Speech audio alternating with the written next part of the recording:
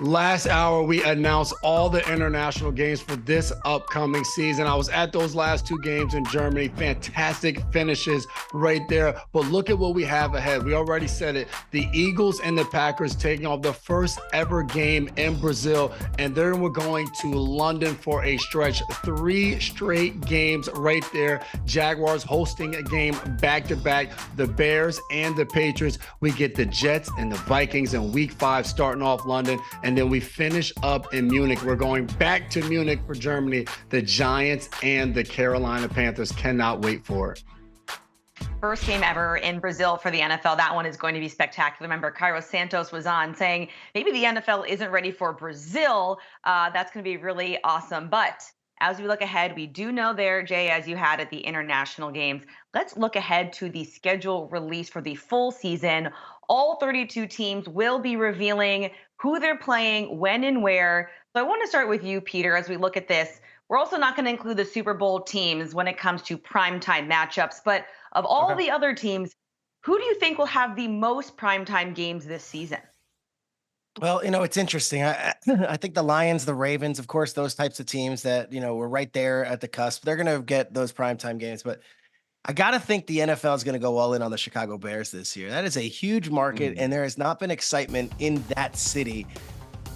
I would think, since when? Kyle, you would help, since late 80s? This is real. And it's not the last year where, Justin Fields finished the season well. This is not only the number 1 overall pick and a guy who's being compared to Mahomes, but you're adding Keenan Allen, you're adding Roma Dunze, you're adding all these different players on defense, and all the guys who stepped up last year during the second half of the season, all those young players, they're now going into their second seasons and they're going to do even better. I think the Chicago Bears are young, fun, electric, and they're in the second city. They're in Chicago, a market that matters. The NFL put the Bears on primetime 5 times last year, and they were a great disappointment in many of those games. I don't think they shy away. I wouldn't be shocked if the Bears are on primetime 4, 5, maybe even 6 times this year. And you know what? Sitting here in May, looking at Caleb Williams highlights, I would be fine with that. And I don't think it's one of those things where they earned their primetime game. Give me the most exciting teams. The Bears simply are one of them right now.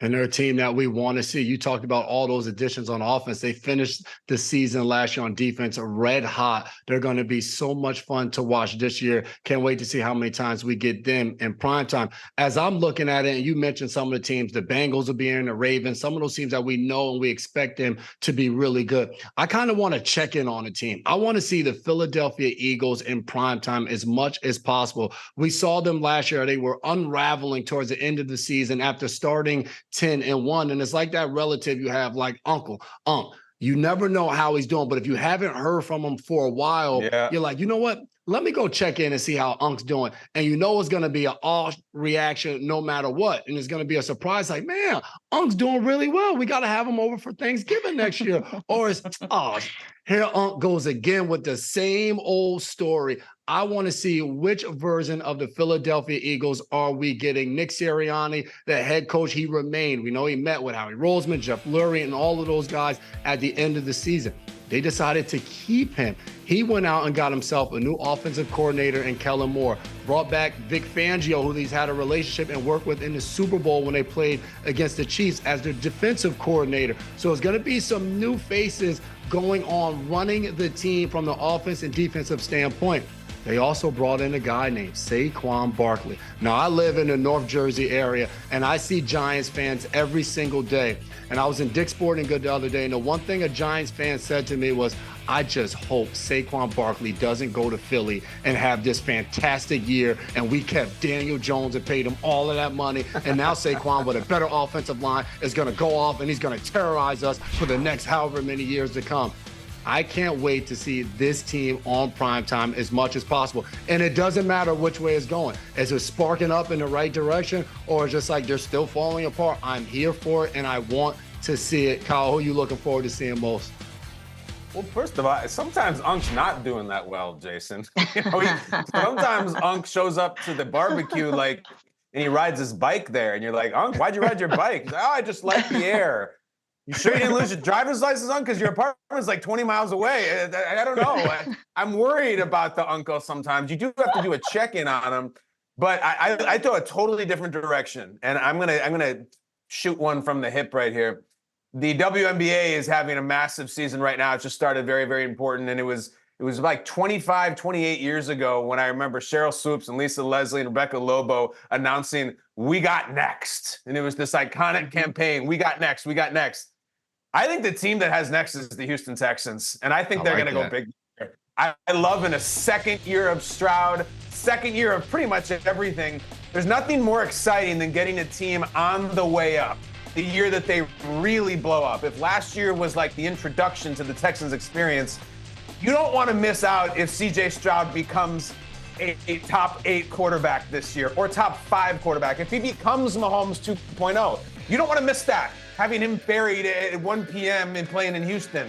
And guys, their opponents, they play the Chiefs, they play the Bills, they play the Ravens, they play the Cowboys. I think we're going to get Texans-Cowboys on Thanksgiving Day. I don't know that, but it seems pretty cool to have an all-Texas Thanksgiving Day game in Texas. So I'm thinking it's Houston. I know there's other teams that maybe have proven a little bit more, a little bit longer, have more proven starters. I don't really care. I think the Texans have next, and I want the schedule to reflect that. I like that choice. I did go with one of the more expected teams, Baltimore Ravens.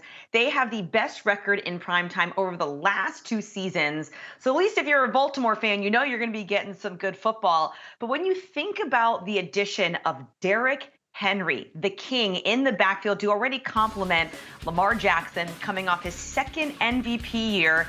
He's only 27 years old. As I think you mentioned, Jason, last hour, he said he's lost 10 pounds this offseason. I think I gained 10 pounds this offseason. Yeah. It's incredible what he's able to do. This offense is going to be spectacular. And, oh yeah, Zay Flowers is going to be in only his 2nd season with the Ravens. So that compliment is going to be spectacular. And then, yes, they did lose McDonald to Seattle, their old defensive coordinator, but they still have a lot of those key pieces, one of them being Roquan Smith, the heartbeat of that defense. They led the league in sacks, so I'm not expecting a huge drop-off on the defense. Give me Ravens, give me Baltimore. I want crab cakes. I want primetime football in the Charm City.